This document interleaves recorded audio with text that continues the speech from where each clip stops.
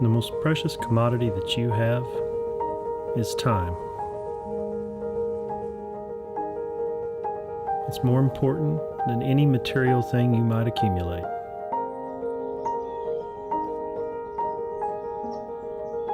Imagine your time was money in the bank, and optimistically, 100 years were deposited into your account.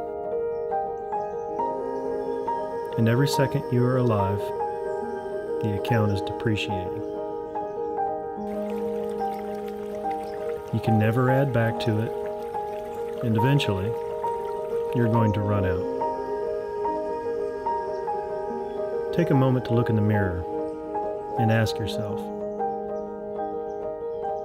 if today were the last day of your life, would you want to do what you're about to do today? If not, you should start making some changes. And you should start now.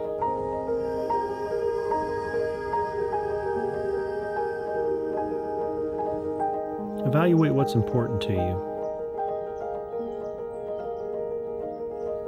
Harvey Mackay says time is free, but it's priceless. You can't own it, but you can use it. You can't keep it, but you can spend it. Once you've lost it, you can never get it back.